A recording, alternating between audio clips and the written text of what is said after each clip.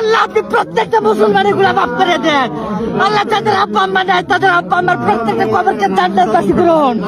ও আল্লাহ যারা ঋণগ্রস্ত আছে তাদের ঋণ মুক্তি দেন। এটা মানুষকে তুমি মৃত্যু দিও না যতক্ষণ পর্যন্ত তোমার ঘরে এবং তোমার বন্ধুর ঘর পর্যন্ত সে আয়সা সালাম টুকু না জানাইতে পারছে। ইয়া আল্লাহ তুমি আমার দেশের প্রতি, তুমি আল্লাহ তুমি আমার দেশের উপর আল্লাহ তুমি রহমত নাজিল করো। ইয়া আল্লাহ আপনি গাফফার, আপনার কাবা ঘরের দরিয়া আল্লাহ গিলাফ দরিয়া বলতেছি আল্লাহ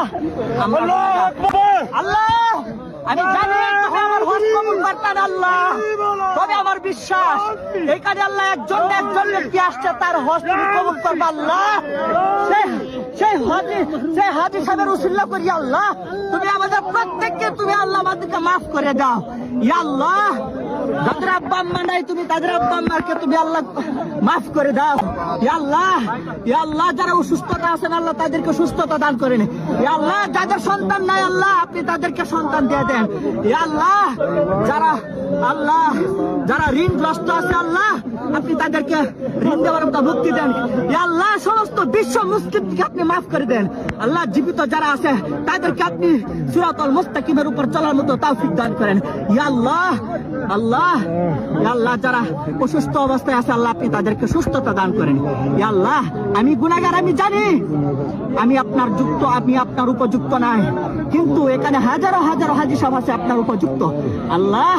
এখানে যার হাত পছন্দ করেন, যার উমরা কবুল করেন আল্লাহ তোমার ঘর খাবা করে আল্লাহ গিলাফ ধরে বলতেছি আল্লাহ হয়তো আমাকে এখানে মৃত্যু দিবা, নতুবা তুমি প্রত্যেকটা মুসলমানের গুনাহ খাতাকে তুমি মাফ করে দিবা।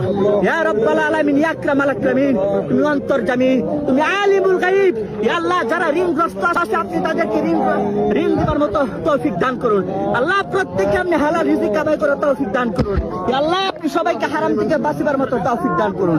ইয়া রাব্বাল আলামিন, ইয়া আকরামাল আকরামিন, আমরা গুনাহগার আল্লাহ, আপনি গাফফার, আপনি আমাদেরকে মাফ না করলে কে মাফ করবে? আমাদেরকে কে মাফ করবে? আমাদের কে আছে মাফ করা? আমাদের তো কেউ নাই আল্লাহ।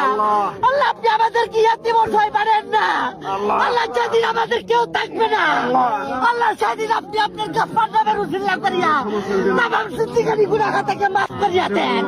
ও আল্লাহ আপনি প্রত্যেকটা মুসলমানের গুনাহ মাফ করে দেন আল্লাহ। যাদের আব্বা আম্মা নাই তাদের আব্বা আম্মার প্রত্যেকটা কবরকে জান্নাতবাসী করুন। ও আল্লাহ যারা ঋণগ্রস্ত আছে তাদের ঋণ মুক্তি দেন।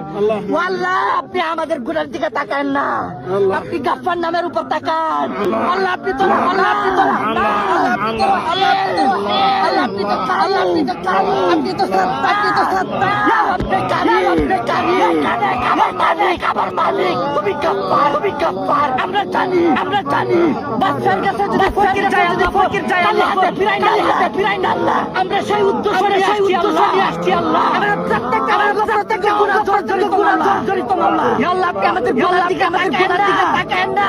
আমরা আপনার হিসাব দিতে পারবো না আল্লাহ। আপনি আমাদের হিসাব নিয়েন না। আপনি আমাদের হিসাব নিয়েন না মাওলা। প্রত্যেকটা মানুষের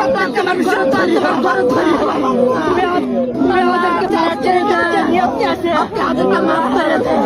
বলতেছি আল্লাহ মাফ করে দেন, আপনি আমাদেরকে মাফ করে দেন আল্লাহ।